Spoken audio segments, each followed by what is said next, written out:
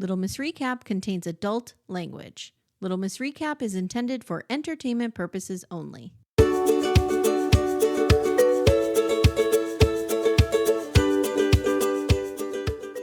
Hi, everyone. Welcome to Little Miss Recap. My name is Amy. Hi, I'm Amanda.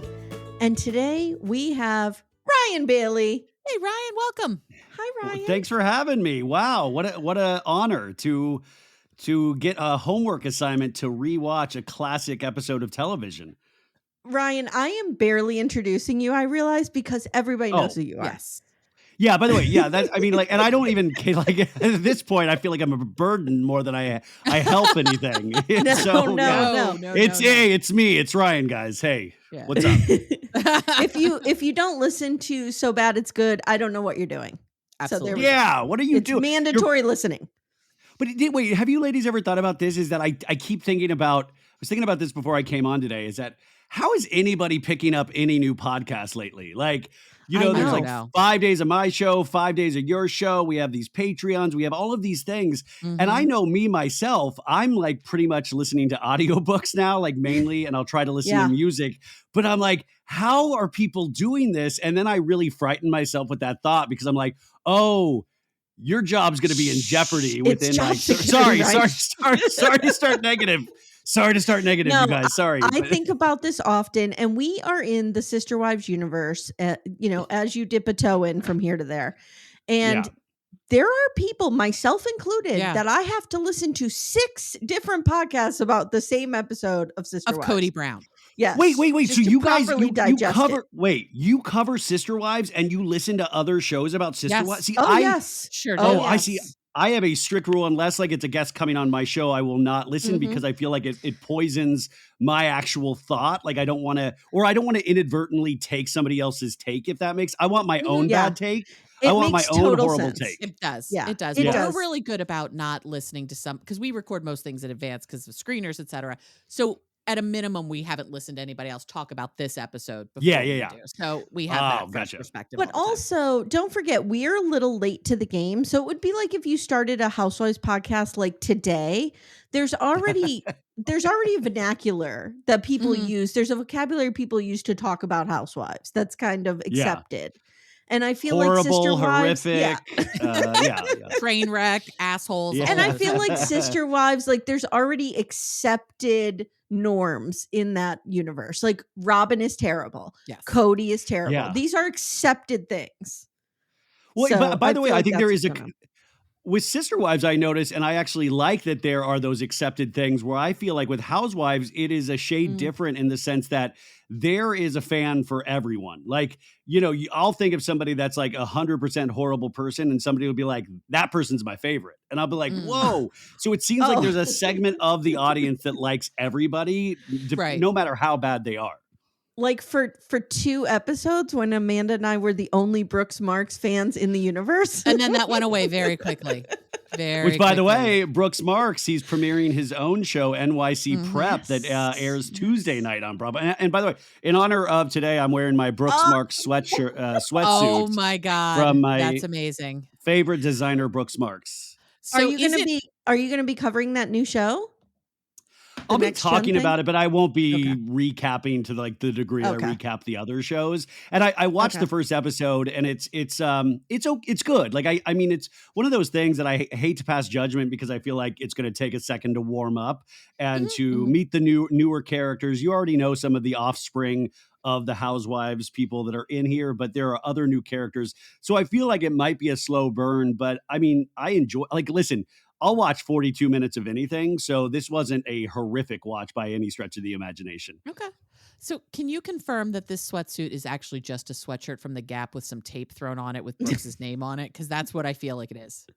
I can't confirm that at all. I shop primarily at Old Navy, so I would not be the person so you're to not ask. even as elevated as the Gap.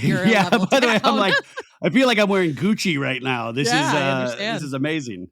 As I'm in my Old Navy leggings, I appreciate that. Yes. As I'm in a charity t-shirt, I understand. Yeah. Yes. Yeah. By the way, I mean, I wear like I wear the same 6 things all the time. Same. And so I'm trying to break in new this is like, I think 3 or 4 years old. I mean, everybody forgets Salt Lake City premiered during the pandemic. And so even in this reunion, you see them with masks on coming into the building. And I thought, there was like a little bit of horror when I rewatched this, and I was like, oh my God, I forgot that this premiered during the pandemic and we were like knee deep in it. And I think that kind of adds a little bit to like time and place of where you were when you watched these things and where we are now. Mm-hmm. Yeah, for sure. So I have a confession to make. I thought I would like this show and I absolutely ended up hating it. I was like, there's just too much bickering. What is all the bickering? Is this what Housewives Welcome to is? Housewives. Yeah. Yeah. Okay. That's what they do. No. I mean, yes and no. See, I feel like, because by the way, I think you have that's the proper feeling you should have, especially coming in cold to a Housewives thing. Like, yeah, you're going to feel that immediately. And I always think it like slowly works on you like a virus, where at first you're like, I don't feel good. And then eventually you're like, I can live with this. This feels okay. I'm living with this virus and I'm thriving. But I will say Salt Lake City in particular, the show got better as the seasons went on. Like we just finished the 5th season and Jen Shaw obviously in prison. And it was I didn't see this coming. It was the best season I've seen out of Salt Lake this past season. But it is interesting that you had to not put up with, because there were some really bright moments, but all of these seasons to get to where they are now. So when I even rewatched this, it was even a little annoying to rewatch, because also the other thing I think is, they all, especially Jen Shaw, it's like they studied every housewife that has come before her or them. And so it felt like she was throwing everything against the wall to see what stuck. And so you would see these like Teresa table flip moments in the first season, or the throwing of the drink and the yelling. And it just felt like a performance more than somebody living their authentic life, if that makes sense. Yeah, that makes total sense. Yeah. I don't think there's an authentic thing about her if her life depended on it. She is an awful human being. She is a terrible person. Well, first off, shaw dare you? How shaw dare you say that? Somebody that branded everything about her. What are you talking about, authentic? And the assistants, like, it's just so ridiculous. And I think I struggle with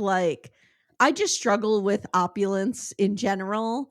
So like just these people who are like, oh, I have to pay 17 people to just be around me and like dry my hair and just talk to me and treat me like I'm a little baby and put me down for a nap. It's so ridiculous. I'm like, you're a grown woman. Yeah. It's completely ridiculous. I mean, and I will say I watch the Housewives a little differently than I think most people, because I think a lot of people are attracted to that opulence. And I'm like you, where, I mean, sometimes that's why even like Sister Wives, I'll be like, okay, they're wearing similar clothing as I do, or they're wearing, or even like the Valley on Bravo. I'm much more, and it's not even age range. It's just like, okay, they're not completely done up like they're Marvel superheroes. And, because I'm not around anybody that lives their life like that. So I don't get into the fashion moment of it all. And reunions, especially on Bravo, they're like that. They're like, show your wares. It's Oscar's biggest night on the Housewives stage. And that's not the part that actually excites me about those shows, weirdly enough. No, I get that. I often wonder sometimes if the fandom around Housewives is similar to the fandom around Sister Wives, in that you're just so invested in it. You've been doing it for so long. You've been with it for so long. It's like people watch Sister Wives and they're like, what the fuck are you even watching? Why does anyone care about this? And we're riveted by every second. 6 people sitting on a piece of property in lawn chairs 6 feet apart from each other. And we're like, can't miss a second of it. You just described fandom, though. That's what I think is kind of beautiful about it, because I came into Sister Wives, I think, on season 83. And so 5 years ago, got it. So I mean, no, I did come into Sister Wives about 5 years ago, and I at first thought it was a extremely boring show. I thought it had a really weird, exciting premise, but I was like, I don't know. And then slowly you get to a point where you do notice those the little things are the best part of it.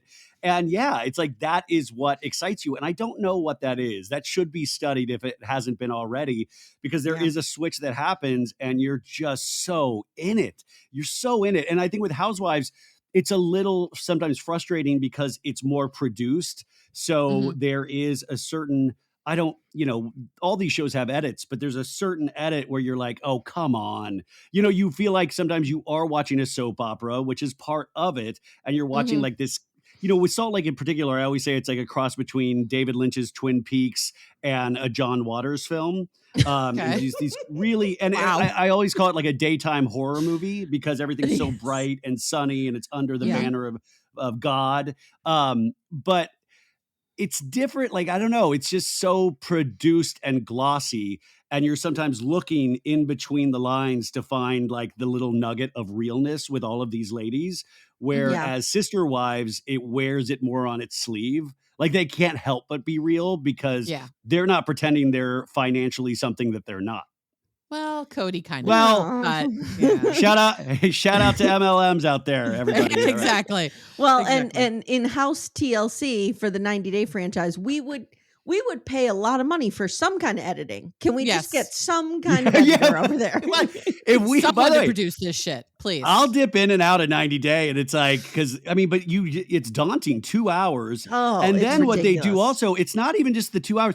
They will put a 6-minute chunk of what you're about to see in the next 2 hours. They'll end you with a 6-minute chunk of next week. And then in between, they'll do previews for what's coming up in the next break. They'll do like a minute and a half where I'm like, what the, like, I love that they really probably guessed it correctly how short of attention spans we have. But sometimes I'm like, guys, I'm in it. Like, I know exactly what's happening. We could cut all of this stuff and we could make it a tight 53-minute show. Yeah. And you're getting 26 episodes. So you're getting 6 months of 90-day. And sometimes you're just like, please. And people will be at dinner for 3 episodes in a row. And you're like, oh my God. Meanwhile, on Housewives, it's like, we've gone to 4 parties. We've done these 17 things. And like, the pace is so different. Well, obviously it's so less expensive to produce, but I always want at the end of a season, like they need to put these on HBO Max and just say, okay, here is Shekinah and Sarper's story, like all of theirs in one episode. So it's like the Shekinah Sarper movie instead of spreading it out over 26 episodes. I'd watch that'd be great. Shit out of that. I would too. Right? Yeah. Because then you could skip the couples that you hate. Like there is always one couple where you're like, I'm not into this story at all. It is so boring. Like the throuple on the current season. Except I'm loving hating them. I mean, deeply enjoying hating them. Which loving hating is such a part of Housewives. There's always that housewife you love to hate. And Jen Shaw never got there for me, even though I did really dislike her. For me, it was like Lisa Barlow got into that character that I would love to hate eventually. And I say that with the utmost love in my heart, is that there are certain people on Housewives or all reality TV that will shine a spotlight on. And you're like, I don't know how this is a living, breathing person, but my God, I fight for your right to exist. Like, I'm so excited that you are so out of pocket every time you open your mouth. I feel that way about Cody Brown. I hate him so much, but if he were to go away, I don't know if I could watch Sister Wives anymore. Yeah. That'd be it. Yeah. It's truly amazing. And you then start looking at your own, the own people in your life with like a closer magnifying glass of like, which person in my life would be this insane on reality TV? Yes. Yeah. Ooh, that's an interesting question. Okay, so we're going to talk about the first reunion. So it's Real Housewives of Salt Lake City, season 1, episode 14, the reunion part 1. Now, Ryan, I have some questions to pepper you with up front here. Yes. Talk to us about these reunions. We know there's certain do's and don'ts about them, but does Andy always host them? And what was his involvement in Real Housewives of Salt Lake City? Because I thought I heard that he was the one who pushed for this. He is the one that pushed for this. Andy's role at the network at Bravo has changed. Like if one time he was like director, like he was the president of development. Like, so before he was like the mascot, like this is like pre-Watch What Happens Live. He was like, in charge of all the programming, and his roles changed up through the years. Like now he's more of a mascot. He is not the president of Bravo. A lot of people think he makes every decision. He's pretty insulated now. And I think that probably has to do with lawsuits and stuff like that. So all of these are production companies. I believe Salt Lake City is Shed Media. I could be wrong, but they're all produced by different production companies. And some Andy is an executive producer on, and some he's not. So his name will be on some shows, and it's not a blanket like throughout every show. Like I don't believe he is an executive producer on Summer House, but he will host all of the reunions. There have been times like Nicki Minaj famously came out for like a segment of Real Housewives of Potomac and hosted that. It was amazing. It was truly amazing. It was so fun. But Andy was there for the other episodes and just brought her out because she had questions to ask. But he has hosted, I believe, every reunion, and the reunion started off small. Like they started off as like, just a very casual room. I was watching an old Flipping Out with Jeff Lewis reunion, and it was like just Jeff and Andy and like two other people, what looked like a living room. And it wasn't like the big to do it is. So over the years, it has gotten to be bigger and bigger productions. Like, the OC 2 seasons ago brought in like just this gigantic, almost IMAX screen where they were like put up the whole ocean on the wall. Like they keep elevating production. Wow. And some are kitschier than others. Like last season of Salt Lake, it was like a Pirates theme, I believe. It was a little like Pirates of the Caribbean. It's gotten bigger and bigger. And Summer House did like a bed bug theme because Paige and Sierra and Amanda are always in bed. So the theme is always usually something that, people watch. Then the designing of the dresses, some casts are tight enough where they'll do a look that is all like kind of like, oh, we're all doing mauve or we're all doing this color. And then some you'll see that they're all dressed completely differently, all just out for themselves. And then the other thing about reunions as it's gotten bigger is that the placement of the cast members are like who gets the seats to the right and to the left of Andy. And that usually is a clue into what is the big cast member of the season and who drove the most storyline. That sometimes is more for Housewives, I believe, than the other shows, because I think you'll see on the upcoming reunion of the Valley and this reunion for Summer House, like Amanda Batula got first chair next to Andy, and she was not a driving force in Summer House, but Summer House is also not a show that like drives storyline. I always say it's more vibes, but that is a big thing of who gets first chair. And it's more and more the Housewives are now so cognizant of it that I don't even know if it started off that way on purpose, but now it's become a thing. Now it's a thing. Yeah, like Andy will even comment on it of like, look at you, Angie K, which you've not even got to the introduction of Angie K yet. No, she's a cast member that comes in later on Salt Lake. Okay. So who in this one was to his right and left? Do we know? Jen and Heather. Yeah, and I think, if I'm not mistaken, at some point that gets commented on by Heather that she wound up in first chair because she was an audience favorite on that first season, and that actually brings in a trope then in future seasons where I think Heather really falls off in the second season, and you see what kind of low-level celebrity and success does to somebody, and you see her look completely change too, like the face, the body, it all changes after the first season. So it's always important to watch the drop off or the ascension after the first season into the second season. Yeah, we've been big Heather fans from the start, and everyone we've talked to has been like, she's my favorite. Give it time. Yeah, give it time. She kind of turns into a hot mess, but I still think I feel like she's the most authentic of the group. She's the most authentic. That's how I felt too. And I liked Whitney a lot too. Like, I found the stuff with Whitney and her dad, whom I think goes away. I found that compelling. Yeah. You will never see Whitney's dad again after this season. And this was also, I mean, I remember making meme after meme about this dude. And like, the hair.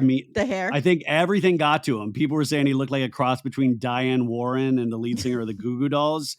It was. We were calling him Steve Perry from the 70s. Yeah, exactly. It's Steve Perry. We're Gen Xers. We're going straight to Journey. Steve Perry. With open arms, open to find. I really wanted him to be okay. Like I was compelled by that whole story. I'm sad. Me too. I mean, 100%. I was kind of shocked, and he gets brought up in terms of like asking at future reunions how he is. But other than that, we have not seen a return of him. So it is one of those things. It's also with reality TV. I was talking about this on today's show. Is that like be careful what you wish for? Like everybody rushes to do these shows, and it's like any little pocket of your life that you are uncomfortable with, that's exactly what they're going to exploit. So if you have some sort of addiction issues, if you do not like how you look, if you do, like it changes everything. And I always wonder, like then the people get kicked off the show and then they fight for the rest of their lives to get back on the show. And I still have not figured out what is so alluring about exploiting your life like this for like a tummy tea ad or to lose all of the friends. I can't figure it out.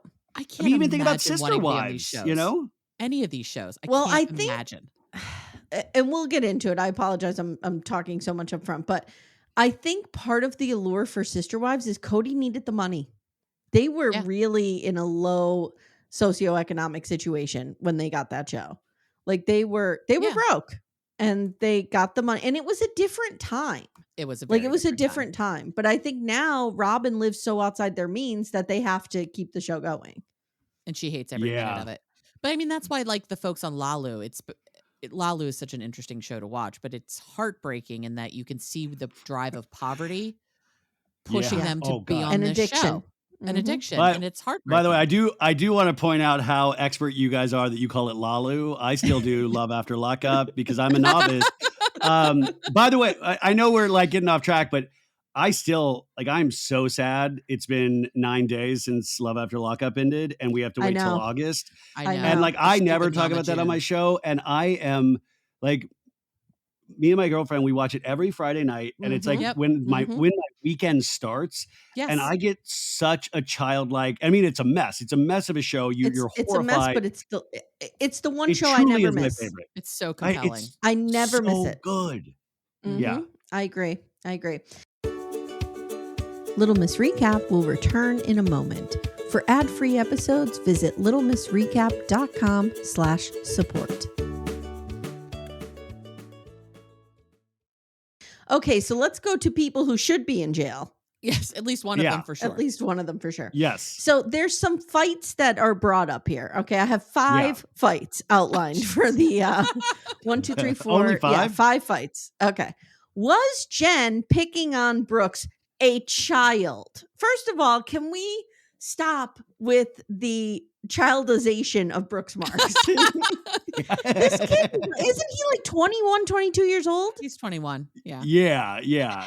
And by the way, and Brooks wants to be on TV. Like he has a show premiering, like I said, tomorrow night. So this is something like he can choose to participate or he does not have to choose to participate. In fact, the Marks have another son that doesn't want to be on the show. And so we saw him one time, I think last season at Meredith's bar mitzvah. Okay. Interesting. So Jen says, well, one sweatsuit does not constitute a clothing line. And Meredith disagree. Meredith goes, which you may not want to use this line of defense if you're trying to prove that your child is really a man. Because she says, well, he saved up his own money to launch that clothing line. So true. So he got his lemonade stand money all together. He started his own OnlyFans to start this. God. Now, Ryan, where do you weigh in? There was a heated debate between Amanda and myself this season where I felt that Seth not coming to Brooks' fashion show was not a big deal, and Brooks needed to get the fuck over it. But Amanda thought it was a big deal. Where do you go? I think it's a big deal. He has all the money in the world. He could fly in. He could fly out. This is the biggest day in this kid's life. Get yourself Amanda, there. I've got a job in Canton, Ohio. I manage hundreds of people. You don't understand, Amanda. Damn. Would you like me to slice your banana? Wow. Come on. This is terrifying. No. Yeah. I mean, I understand if you were to go with the reality of that situation, yes. But if we were to go to a different reality where they do these things because they know they need products to push on the show. So they rush maybe lines of clothing or face products in so they can talk about it on the show. And I do think it seems like Seth does go from a lot of corporate jobs to corporate jobs. I mean, most recently he was at, what was the, anyways, Big Lots. He was so I mean, maybe truly it was something that he couldn't just skip and hop away from. And I don't think that they are as rich as, I know this is a shocker, I don't think they are as rich as they portray, which is probably not. Never a common theme. They could fly. He could get a flight to Salt Lake. Brooks needs to grow the fuck up. All right, let's move on. Well, no, but Amanda, this comes up in this last season. Seth has to go back to, on a Sunday, they're in Palm Springs, and he's afraid to tell Meredith that he has to leave early, and Meredith gets upset with him again. So this has not changed in 5 seasons. No. Okay. Did Jen make Meredith's birthday party all about her? Yes. Yes, she did. Yeah. 100%. So Lisa and Meredith have a birthday only a day apart, but they had the party, I guess, on Lisa's actual birthday. But so it was she was their party. Right. So she was running around saying that it was her birthday, and oh my God, thank you. It's my birthday. Yes. And then we get Lisa says she was snubbed at the party by Heather, and she's like, roll footage. Yeah. And Heather's going, that's not a thing. We're not rolling footage, but they did roll footage. They did roll footage. And by the way, she does it psyched. last. Lisa still does that. She did it last reunion as well. And I will say, even though I disagree with Lisa most of the time, I'm all for it. Like, they need to release more footage when we yell about these things in person, where they watch the clip. I want to see them watching themselves instead of just talking about it, because cameras don't lie. Like, this isn't AI BS, but yeah, Lisa and Heather and Lisa, that's what's great about the first season, is it sets up this relationship where Heather also always felt less than because of Lisa at college, because Lisa said she was a good time girl. And then you see where Heather so needs Lisa Barlow's approval throughout the rest of the seasons. Like, I love that Heather kind of stood 10 toes down in this reunion against Lisa, but that really changes over the course of the next couple of seasons. Okay. Interesting. Okay. So they forced Jen to watch her freakouts back, and I'm glad, and I'm here for it. Yeah. Because she acted like a child. Maybe we shouldn't call them freakouts. That's freak off. Sorry. My bad. I was like, you know what? Let's maybe hold back. Yeah. As far as we know, Jen has not been involved in the freak offs, but you know what? You never know. You never know. Who knows? Who knows? Well, she's in a good place. Yeah. Yeah. So we find out that Heather's dad has just passed, as has Mary. Now question comes up. Oh, this is my other question for you. Is this how the reunions are, where they have viewer questions all the time? They do. Like, Andy will intersperse that like throughout the 3 or 4 parts, however long it is. Okay. And I always think it's like kind of not ingenious, but it's a great way to ask sometimes tougher questions that Andy doesn't want to ask. So it'll be like, Bedelia from Columbus says, you're a complete jerk fart face. What do you have to say about that? Yeah. So they must record this then after some of the season has aired? Yes. So they usually this is different for us. Yeah. So about 4 to 5 episodes before the finale is when they will shoot the reunion. Okay. The Valley actually switched that up this season because 2 of the cast members are about to give birth. So they filmed like after the 3rd episode of the Valley had already aired. So their reunion is already done, but they just wanted to make sure everybody could be there. But usually it's about 4 to 5 episodes before the finale. Okay. TLC does this all wrong, because they start filming the tell-all before some of the season even aired half the time. No, and everybody's kind of like started, but it's usually pretty early on. Very early. TLC is like, we've got a storage space in Jersey. Let's shoot now. Like, it is so weird. Yes. I don't like. There's got to be such a somber mood on those reunion sets. And that's Sean Hawley? Is that her name? Or Sean Robinson? Sean Robinson. Well, is she a robot? Basically. We think so. Yeah. We can actually answer this because when we were at that 90-day party for Hunt for Love, they were shooting the tell-all for that, weren't they? When they were there, because they were all there. Yes. So the show didn't even air yet. The show didn't even air, but usually it happens when I think they just tried to make all these. See, why don't they like if they have all you guys there? Why don't they have like you and 90 Day and Mary Payne? Why don't they have you guys all in for an episode of that reunion where it's like we can have like podcast questions? Would be amazing. Like, I don't understand, because I feel like, no offense to Sean, she's a professional broadcaster, but sometimes she doesn't watch the show. She doesn't watch the show. She's asleep at the wheel. She doesn't want to engage. I mean, and I know she keeps it classy, but at the same time, there's so many things missed. Yeah. As soon as they start getting into something juicy, she's always like, well, we'll just have to leave this here. Yeah. Okay. Well, we can't settle this. I'm like, no, we will not leave this here. Yeah. No. We are staying here till we get an answer. God damn Not to mention, she is like 63 years old, and she looks like she's 24. Really? Yes. She looks over amazing. 60. Oh my gosh. Yes. She might be. And I'm always AI. like, Sean Robbins, woman of God, has to deal with these numbnuts every so often. Well, that's what I'm saying. Like, we're talking about the gilded cage of Housewives, like the gilded cage of like Sean Robinson. It's just like she gets paid for this, but at the same time, you got to deal with Big Ed and Angela. Like, those are the people you go to work with. Maybe we need Andy Cohen over on 90 Day tell-alls. Oh, he wouldn't do it. He wouldn't do it. He'd be like, the life's too short. I've got kids. Life's too short. So now we get on the topic of plastic surgery, and Jen says, nope, I just had fillers and Botox. That's it. Okay, girl. It's always fun to have a big fat lie in the first part of a reunion. Yeah. I choked Whitney has new breasts showing up. Whitney's breasts are like right out there. Yep. They're Yeah, brand she new. enlarged them after the. By the way, that's what was great about rewatching this. I forgot, I forgot details like that. Where I was like, Forgot "Oh how my big god, Whitney's tits she were. admitted." I was like, "I knew something had changed," and she actually said it, and I completely forgot that. Like, I should be carrying that piece of information around with me every day, all the time. Yeah. Now, okay, this was the most interesting part for me. Somebody wrote in and said, Jen, why the fuck do you need 4 assistants? And what do each of them do outside of just clapping for you? And then Andy says, what is your business? What do you do? Oh, this was great. And this was real vague. I didn't understand any of this. She says we do direct response marketing, which I know what that is. Mm-hmm.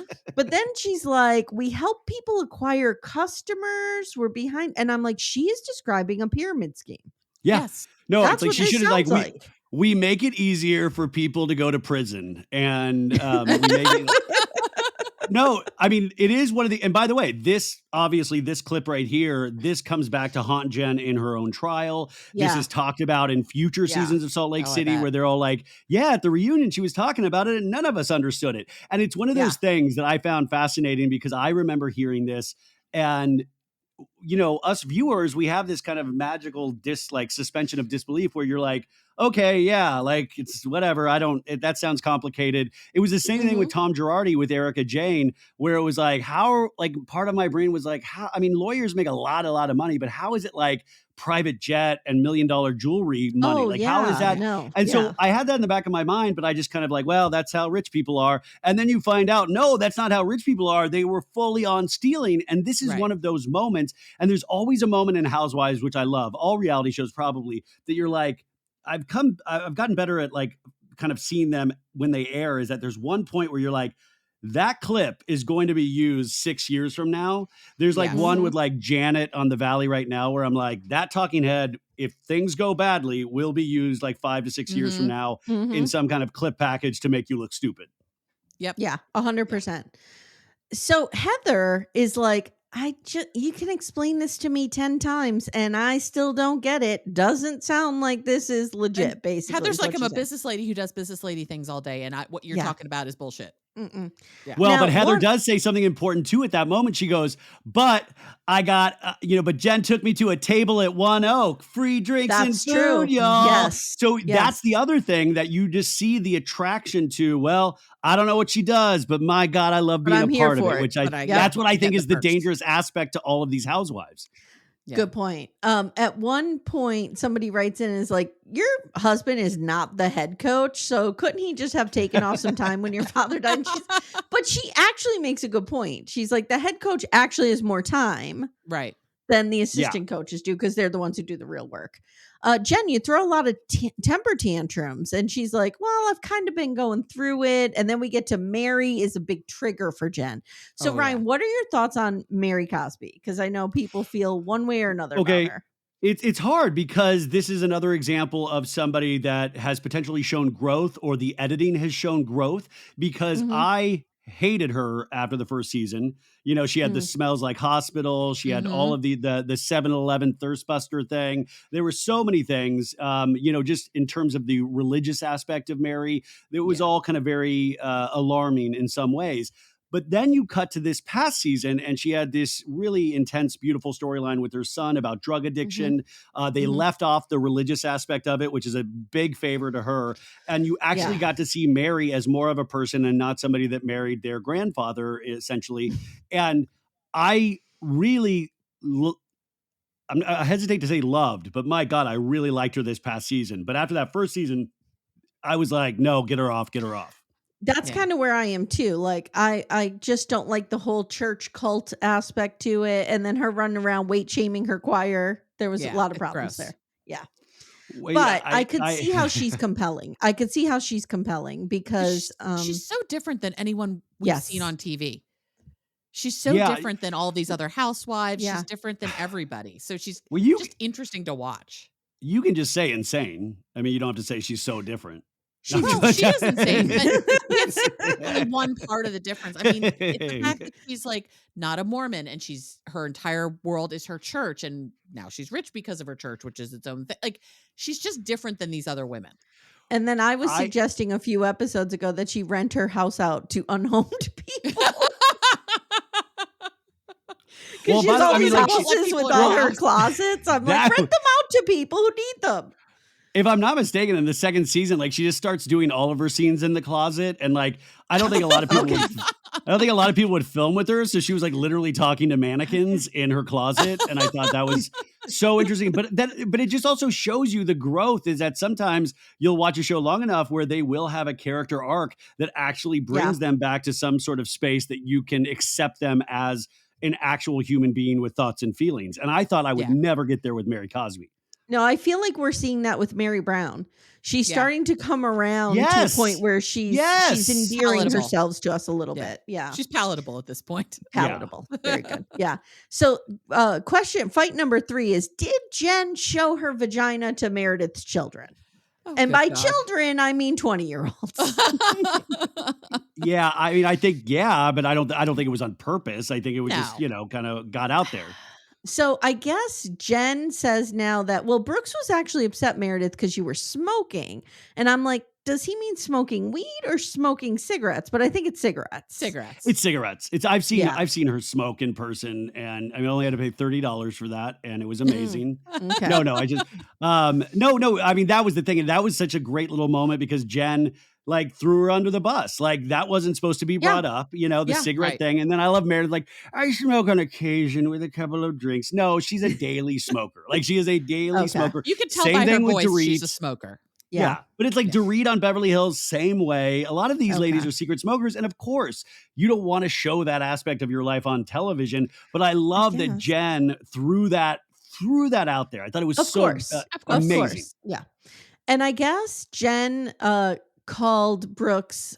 She said that he had white privilege or that he was privileged on Twitter. Well, he is.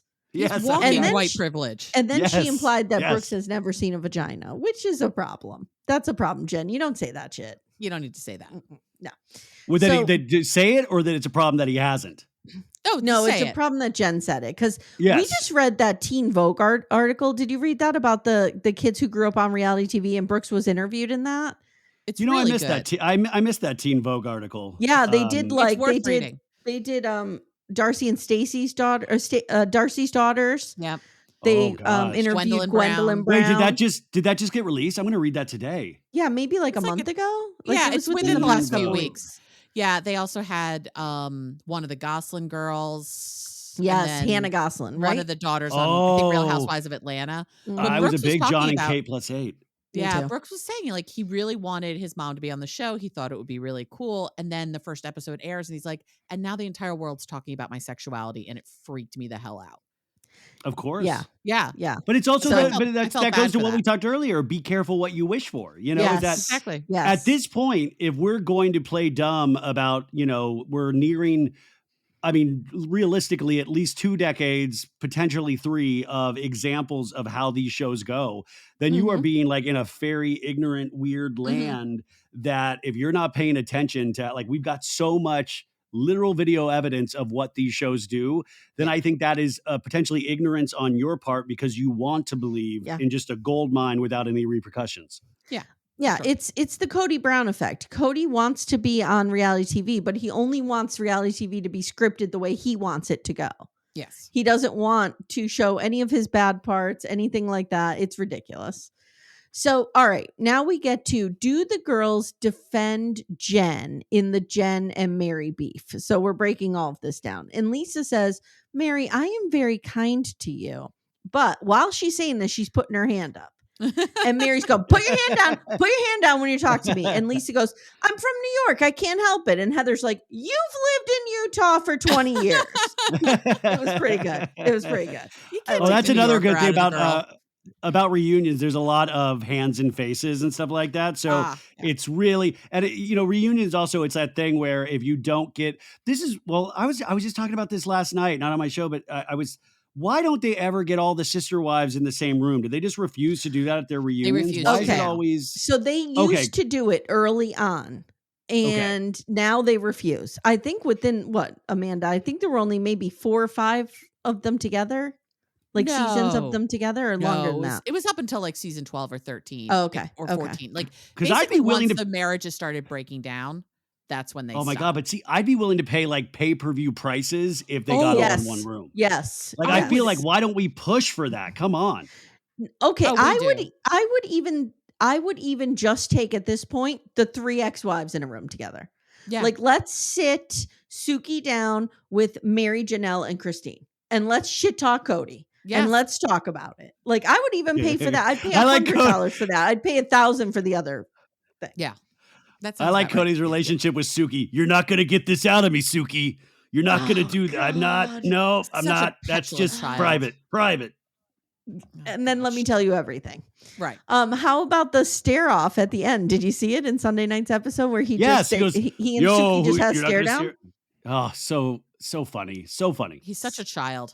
So creepy. Little Miss Recap will return in a moment. For ad-free episodes, visit littlemissrecap.com/support. Okay, so it ends, the reunion ends with this whole thing about Lisa. Does she love herself too much? Yes. Yes. The answer is yes. That never changes. Does. Yeah. She has a real inflated sense of herself. The viewers basically call her a terrible mother. Now, what do you think of her mothering? Because I make fun of it all the time. With this Fresh Wolf nonsense with Jack and Henry, it's ridiculous. By the way, I'm a Fresh Wolf man. I bought Fresh Wolf products this season. I was, and I think as you can tell, I'm a very clean person. Are they nice products? Do you enjoy them? Yeah, they're fine. I don't listen. It's like Old Navy. I don't know a lot about products. Like it was like a kitschy thing that I wanted to. But I mean, I do believe she loves her children dearly. I do believe, sure. She is not a quote unquote bad mom in the sense, like, I don't believe she's an absent mom, and you get to see her relationship with her kids, especially this last season when one of her sons goes on their mission for the Mormon church. And it's very interesting, but it is also, she will tell you she's an amazing mother before you can tell her she's an amazing mother, if that makes sense. And I really feel, and she brings this up. So she talks about, she gets emotional and she talks about the whole Sundance thing. Because there's a question like, what if your kids needed you for Sundance? And she says, well, we have a nanny on staff. We have a concierge doctor on staff. And then my husband is very involved. So I do think her saving grace is John Barlow. Like, I think he is a good dad. And I think he is really tuned in with those kids. I met him at BravoCon last time, and he really is. He's a very soft-spoken but nice man, gets a joke, so, I mean, it's very interesting how that relationship works. I don't necessarily understand fully how that works, but yeah, it's a very, like, he does seem to kind of keep the train on the tracks and has had to deal with some of Lisa's behavior and ego for most of his life. And he's still there. I mean, that's one of those things too, is when they're with a partner that you feel or has been shown to be really solid, you're like, well, they like that person, so maybe that person isn't all bad. Like, it really mind apps you. That's a good point. Or you're like, how does that work? I think he would be out of there. But also you miss, like, next season or the season after, I think, is when you also find out that Lisa Barlow has 13 lawyers on retainer, and she has a digital team, like a detective digital team for, like, she's like, go the distance. We will figure out who did this DM. Like, she has like a staff of like 80, it seems like. Wait, now I kind of admire that. How do I get this staff of 80 looking up DMs? Well, she could be lying. Yeah. She could be lying. Yeah. So, and that's where we leave them. Lisa and Heather talk about how she made Heather look mean on TV and Lisa got a ton of bad DMs from it. And then, the final thing is Mary says, I have confidence, but I have it in a way that I don't make other people kind of feel shitty about themselves, is basically what she says. And I agree with that. Mary does come off as confident without being, I love myself, I'm the best mother, I'm everything, And so I appreciate that about Mary. She seems very comfortable in her own skin. Whatever weirdness is going on. Whatever skin that is. Yeah. Comfortable in your own skin, but at the same time, I remember that first season going, oh, she lives on Mars. Like, I don't even know what she's skin. A total Looney-Tune. I've never, that's a very different skin than I've ever seen. So it's like not even something that I was comparing to real life people. She's a Looney Tune. And next week, we're going to revisit You Smell Like Hospital. Thank God. Oh, yes. Because was this a 3-part reunion or a 2? Yeah. It was 3 parts, right? 3. 3? Yeah. Okay. Uh-huh. Yeah. So next week, I don't know who we're having, but the final part 3, we're gonna have Mary Payne on to talk about it. So, oh, good. Yeah. But also like because they joked a little bit at the beginning, but like the Mormon 2.0 and the swingers, which kind of is really fascinating because that dovetails into Secret Lives of Mormon Wives. Yeah, with let's their talk soft about swinging, that. you know? Yes. So you're watching that. Yeah, I love the whole second season. I'm debating if I'm gonna recap that all on Patreon or not. This is what I dislike about dropping all episodes at once because I know. I feel like people either just decide not to watch it at all or they're exhausted immediately, so they don't want to hear about it. And I'm like, oh man, this to me, this is a great second season of a reality show, and there is so much. Like I think it works on every level. It works on a kitschy level. It works on a humor level, but it also works on like this. There is like deep trauma, which each one of these young ladies, like it involves aspects that you love about Sister Wives, aspects you love about Real Housewives, and they create something new with it. And it's ridiculous. So it kind of, like I said, works on that level, but there is so much more to explore. So I think that's one of the things I want to pick your brain about as an expert, as a reality TV expert, which I'm dubbing you. Why do I hate Housewives so much, but I love this show? I love Secret Lives of Mormon Wives. Love it. Well, I think there's an aspect of you've probably also heard about Housewives for these last 18 years, and you already have a predetermined way how you feel about it in your yeah. And I think there is something where there's a little bit of like dipping your toe in the water, and that if you don't like it, you're like, good, I was right all along. And there is this very you know me so well, Ryan. Just with that. No, I'm just saying from my own experience, that's how I'll be. Because also, I always talk about this. We always fight this urge to on any new show, even like this Next Gen NYC that comes out. I'm like, I don't want to learn new names. Like I don't, or even like 90 Day I can watch. And the funny thing is, I usually watch most of it. I couldn't tell you anybody's name besides Shekinah and Sarper. Like I couldn't, or even Love After Lockup, which I adore. I'll just be like, oh, you know, the one that got the birthday cake from the girl, you know, like I don't remember their names, but I love it dearly. So I think there's like this element of you've already predetermined in some ways how you're going to feel with it. And also, it's a good point. I will say, I think Secret Lives of Mormon Wives is this real beautiful combination where it's almost like a mashup of two songs that you're like, I like both of those songs, but together it's even better. So it takes like some of the kitschiness of Housewives, and then it throws in some of the trauma from Sister Wives, and it throws in like a social media aspect as well, that they've obviously already have this audience, and the ability to say mom talk 80 times per episode, like the branding. And I don't even think the producers push them to brand this hard. We but they're don't like, even mom know. talk. I go on a tear about this all the time. Mom talk is a trend. You can't own a trend. I don't understand how this is happening. Well, the negativity that's coming from you today is just so hurtful to mom talk. It's so hurtful to me. It is Will mom so talk survive this? It's disrespectful to Amanda. Like, I mean, come on. What I love this, we recapped episode 7 today, which is the Friendsgiving one. And Whitney going, I'm trying to get back into mom talk. I'm like, girl, just post a TikTok and put the hashtag on. Just use it. What are they going to do to you? Well, that's the other thing too, is the confusing of like, what, like, I mean, do you pay dues if you're in mom talk? Like, is there a governing body? And then like Whitney, who's like been trying to get back into mom talk, and she's like, she can accept that nobody really wants her in, but she still wants in. And I was like, well, you're already in, you're on the show, so you're fine. Like, you know, you're getting the best of both worlds, but she still wants that title of being in mom talk. And I just love the governing body that is behind mom talk, because I have a suspicion there isn't one. And when I got to interview like 4 of these ladies a couple of weeks ago, and it really is, because I was trying to get them to explain, even when I was off mic, of like, so who's in mom talk? Like, what is there like you guys like, is there a group text? How does this work? Like, are you guys all, you know, she's like, there is, but we, you know, Whitney leaves the group chat all the time, or we kick people out. And, you know, it's weird, but at the same time, there's such good business women or businessmen or whatever. I agree. like, even when I interview them, and I've gotten to do it twice now, there is this air of professionalism that I don't see when I interview other people. Like, they take it very seriously. Nothing Yeah. really phases them. They seem kind of deadened to a lot because I mean, you have to remember they came up on TikTok and they got hate comments all the time. Yeah. So Sure. they are so like almost battle tested for this kind of stuff. And I was really impressed by that. Like, I was throwing them certain questions about trauma and they would, I mean, it was just really, I don't know, it was very interesting. And it was a different feeling than I get when I interview Bravo people.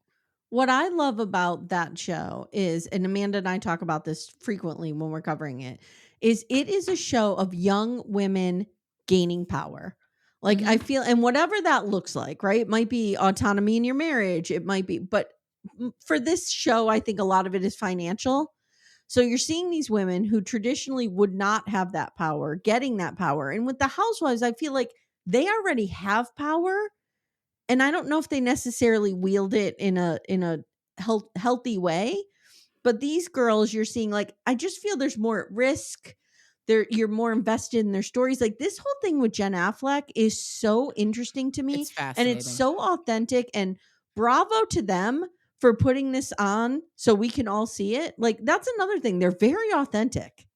They're Oh, yeah, talking, they're breaking the fourth wall and they're talking about it. and that's the thing, even with Jen Affleck, she was one of the people I interviewed, and it was almost one of these things where I was trying to take cues from her of like Yeah. how hard I could go on Zach, because I see it in a very specific way, and she was We hate very Zach. like Yeah. she was very like, no, we're working through it, and da da da, and I was like, Mhm. okay, it's like part of me is like, you got to say that, but like, Were come you on, like, he's "Girl, horrible, run, he's run." the worst, like he is the worst. GTFO. Well, but this is what's interesting is that they're kind of talking about the rules of the Mormon religion and living this Yeah. kind of Mormon 2.0 lifestyle. And I just think that's so interesting is that, I was raised Catholic and not to gross anybody out, I had sex before marriage, like that was, yeah. And As shock, did Hard. I know it's horrifying. yeah, big I'm a revelation heathen, and here so I on little, certainly did. yeah. Yeah. Well, but like, it's like We're people are like, sluts well, and you we don't, own it. It's okay. yeah, It's fine. well, you don't, but they're like, you don't follow the rules of the religion. Nobody seems to follow the rules of the religion, no matter what religion you are. So Yeah. I think that's an interesting aspect. And then you just deal with the after effects of the patriarchy, where they're making more money than any of their boyfriends, their husbands, all of this stuff. And you don't get to see a lot of shows where the men are nipping on their heels and they don't need the men to provide. And they all have like, it's not like they're refusing to have kids. No, they're like baby factories. Kids are coming everywhere. And that is what is shocking is that sometimes I'll be watching an episode and I will get 30 minutes in and forget that they have children. I'm like, oh my God, they have kids on top of all this? Like, holy moly. And the interesting thing too is these boys, these men have been taught their entire lives that you are going to have a trad wife who is going to serve you. Yep. And you're going to run the show and everything's going to be this way. And you see them, especially like you see Zach, he's like, what? That's Right. not happening now. Like, my wife's making more money than I am. I don't know how to relate. So like their whole little world is being crashed and these women are gaining power, and it's like it's just so fascinating to me. I love that show so much. Well, and you want them to realize, like, look how much power you have. And that's the other thing too, is that when I would say you don't get the sense that it's not that they don't fully grasp it, but it's almost like they not are willing to give up their power, but there is this, you see this internal conflict. And I don't know if it's me as the audience member putting that on them or they don't actually realize, because like they will talk about trauma very openly, not realizing like to the audience how traumatic what they went through, like Michaela, where you're just like, oh my God. And she's talking about it, not ashamed, not this, but it's, you're like, what? From the ages of 10 to 15. And then when you were 16, you got pregnant. Like that is something so intense. And she's still living it, like trying to live her best life and something that is so like has brutalized so many women and some men for the rest of their lives. And she's dealing with this head on, not realizing like, oh my God, that would flatten me like a Mack truck. Yeah. Yeah. No, it's great. I love, and I think that's a generational thing. You see the Housewives and you see people on 90 Day and you see even the sister wives.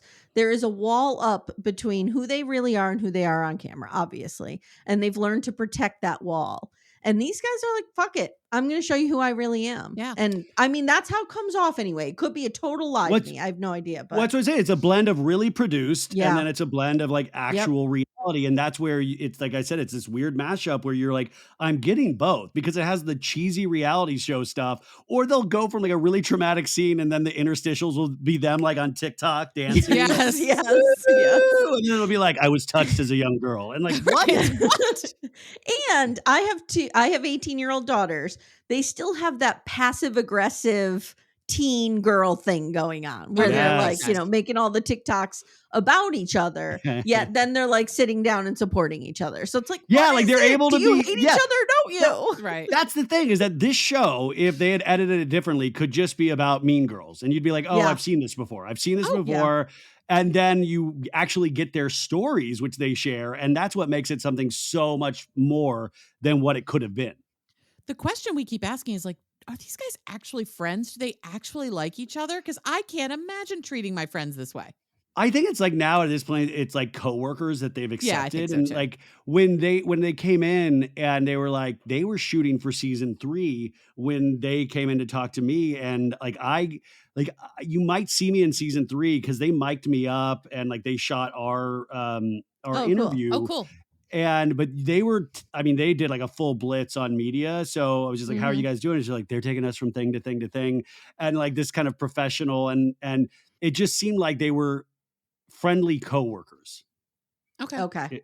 Got it. Like and by the way, I think there's probably obviously much more than that, but sure. I don't know. It feels like they've accepted something in their head of like, overall, this is really good for us. Yeah. Oh yeah. What did they say? Make hay when the sun shines. While the sun shines. There you go. Yeah. I am a little farmer over here. Yeah. See, I never knew that saying, so that's why I'm always not good at doing this. Yeah. All right, Ryan, tell everyone where they can find you in case they're living under a rock and they don't know. No, guys, you already know where I'm at. I'm here to do this show. I love you guys. Thank you for having me. Amanda, it's been amazing to meet you. But I'm just wonderful. happy to go back and watch Salt Lake. And I was so excited for your journey. And I'm bummed out because I don't necessarily I can't say like, hey, keep watching, but I will say it's been really okay. But it's been really rewarding to get to the season. But we're not going to keep covering. Yeah, like we just got out of a fantastic season, and I hate that you're like sometimes you have to go through some tougher seasons to get to gold. I need to see Jen go down. I need to see it go down. So I'm definitely watching into season 2 when she goes down. Is that the top of season 2 or the top of season 3? My mind. I think it's the top of season 3. Oh, is it really? Yeah. Okay. If it's the top, it's a phenomenal first episode because they do a flash forward and then a flashback, and it's really a great episode of television. And then Jen will really frustrate you with just how her lies, and then Heather starts protecting her, which is like really gross. But I will say the show is so much better off that Jen Shaw is not there. And we talked about this on today's episode where Jen Shaw posted a photo through one of her intermediaries, her Shaw Squad in prison, where she was jumping rope and she's like, Shaw amazing. And by the way, the prison looks like the front of my junior high school in Olathe, Kansas. And I was like, this looks pretty nice. Camp. It's like, this looks nice. I didn't see any bars anywhere. I just saw who like else a is there? Elizabeth Holmes is there. Elizabeth Holmes is there too. Yeah, and Donna Herring from Southern Fried Lies. I just did. She was in there too. Oh, was that worth watching? Southern Fried Lies? Oh, it's so good. Yes, it's ridiculous. Yes. Yeah. But by the way, if there's any entrepreneurs out there listening, if you want to try to get in somewhere, go to that prison. Like it seems like there's a lot of good connections you can make and things like that. So Jen Shaw is doing great, you guys. And she wanted to give a shout out to all of her fans. And she said, and admirers. And admirers. Wait a minute. She thanked her admirers. Wait a minute. So she still has this stupid squad? Even though she's in jail, she has the squad. Well, I don't, like I said, I think it's like mom talk. I don't think there's like a governing body. I think she's in her head. I don't think there's an actual fandom, but I think she doesn't have those 8 assistants still. No, it's like fake it. No, fake it till you make it. And like everybody that loves me, I'm doing great. And thank you for your constant admiration. Okay. Sure. All right, guys. Thank you so much. Thank you both. I really appreciate it. Thank you. Thank you guys for listening. I hope this was okay. Thanks, Ryan. This Absolutely. was fantastic. We'll see you soon. Thank you. Take care, everyone. Bye. Bye. Thank you so much for listening to Little Miss Recap. If you'd like to support the show, the best way you can do that is to join our Twin Flame universe, which is our Patreon, Supercast, and Apple subscription feeds. The links for those are in the show notes. You get ad-free episodes and a ton of bonus content. You can also subscribe to the feed so you don't miss an episode, share the show with a friend, and leave a 5-star review. To contact the show, please email me directly at amy@littlemissrecap.com or join our Facebook group Backdoor Friends. Thank you so much for listening, and we'll see you next time.